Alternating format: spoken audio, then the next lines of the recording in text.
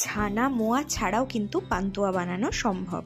তাতে স্বাদের একটু হেরফের হবে ঠিকই, কিন্তু এটাও অপূর্ব লাগে খেতে। তোমরা যদি ছানা মোয়া ছাড়াই পান্তুয়া বানিয়ে নিতে চাও তাহলে আমার রেসিপিটা কিন্তু সম্পূর্ণটা দেখতে হবে, আর সেটাও স্কিপ না করে।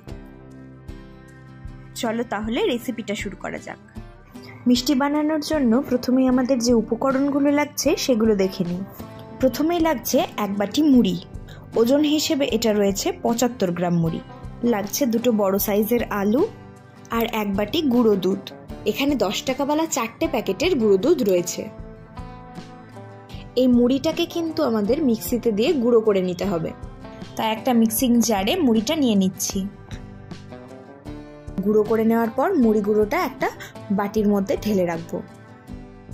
এবারে যে আলু দুটোকে নিয়েছিলাম সেই আলু দুটোকেও পাতলা পাতলা করে কেটে সিদ্ধ করতে বসিয়ে দেব। আলুগুলো সেদ্ধ করে কিন্তু তুলে নিয়েছি। আলুগুলো একটু ঠান্ডা হতে থাকুক, ততক্ষণে মিষ্টিগুলো ভেজানোর জন্য এদিকে চিনির সিরাপটাও বানিয়ে নেব। একটা কড়াইতে নিয়ে নিচ্ছি 2 বাটি চিনি, আর ওই বাটির মাপ করেই চিনির মধ্যেই দিয়ে দিচ্ছি 2 বাটি জল। এবারে এটাকে ওভেনে বসিয়ে ভালোভাবে জাল দিয়ে ফুটিয়ে নেব। চিনির শিরাটাতে ফ্লেভারের জন্য 3টে এলাচ থেতো করে দিচ্ছি।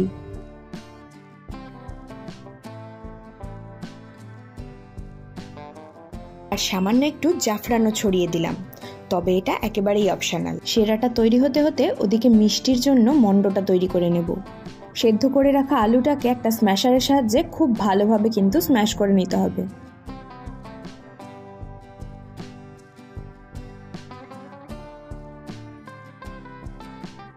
প্রথমে স্ম্যাশারের সাহায্যে একটু স্ম্যাশ করে নিয়ে হাতের সাহায্যে খুব ভালোভাবে মেখে নিচ্ছি, যাতে একটুও কোনো দলাভাব না থাকে, কারণ মিষ্টির মধ্যে দলাভাব থাকলে কিন্তু ভালো মতন রস ঢুকতে চাইবে না। এবারে যে মুড়িটা গুঁড়ো করে রেখেছিলাম সেটা ঢেলে দিচ্ছি আলুর মধ্যে, আর এই সময়তেই কিন্তু গুঁড়ো দুধটাও অ্যাড করে দিলাম। এবারে আলুর সাথে মুড়ি গুঁড়ো দুধটাকে খুব ভালো মতন মেখে নিতে হবে।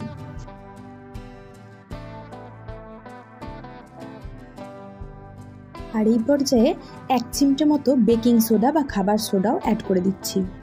আবারও কিন্তু খুব ভালোভাবে এটাকে মেখে নিতে হবে। যত ভালোভাবে মাখবে তত কিন্তু মন্ডটা নরম হবে আর মিষ্টিগুলো পারফেক্ট তৈরি হবে। এবারে অল্প অল্প করে লিকুইড দুধ মিশিয়ে মন্ডটা রেডি করতে হবে। আমি এখানে যে বাটির মাপ করে গুঁড়ো দুধ নিয়েছিলাম সেই বাটির মাপ করেই 1 বাটি লিকুইড দুধ নিয়ে নিয়েছি। সম্পূর্ণটা কিন্তু একবারে ব্যবহার করব না, যতটা লাগবে প্রয়োজন অনুযায়ী ব্যবহার করব। অল্প অল্প করে দুধ মেশাতে থাকবো আর ভালোভাবে মাখতে থাকবো। আর মন্ডটা যখন এরকম চ্যাটচেটে হয়ে আসবে তখন মন্ডটাকে একটা ডোয়ের মতো করে নিয়ে ঢাকা দিয়ে রেস্টে রাখবো। ওদিকে চিনির শিরাটাও কিন্তু খুব ভালো মতন ফুটে গেছে। এই পর্যায়ে কিন্তু গ্যাসের ফ্লেমটা অফ করে দেব। 10 মিনিট রেস্টে রাখার পর দেখো মন্ডটা কি সুন্দর নরম আর পারফেক্ট হয়েছে। এবারে এই মন্ডটা থেকে খানিকটা করে নিয়ে পান্তুয়ার শেপ দিয়ে নেব।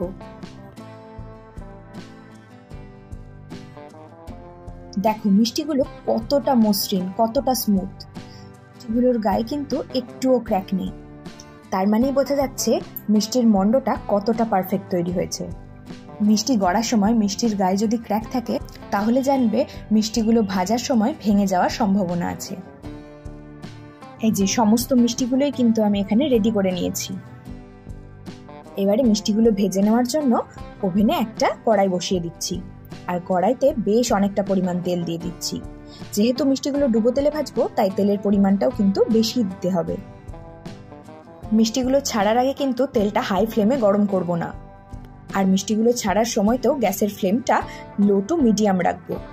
হাই ফ্লেমে ভাজলে কিন্তু মিষ্টির ভেতরটা কাঁচা থেকে যাবে, অথচ বাইরেটা লাল হয়ে যাবে। তাই মিষ্টিগুলো অবশ্যই সময় নিয়ে ভাজতে হবে।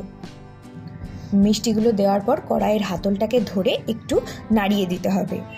এতে করে কি হবে, মিষ্টিগুলো চারিদিক থেকেই ফ্রাই হতে থাকবে। আর এই প্রসেসটা কিন্তু বারবার করতে হবে। মিষ্টিগুলো কিন্তু হালকা আছে 10 থেকে 15 মিনিট ধরে ভেজে নিয়েছি। মিষ্টিগুলোর কালারটা দেখো কি সুন্দর এসেছে। এই পর্যায়েই কিন্তু মিষ্টিগুলোকে তুলে নেব।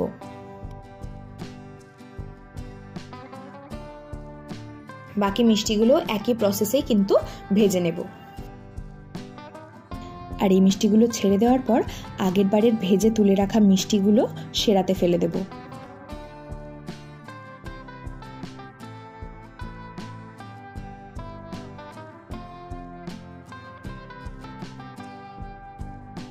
সব মিষ্টিগুলোই ভাজা হয়ে গেলে সেরার মধ্যে ফেলে দিয়ে কিছুক্ষণ ঢেকে রাখবো।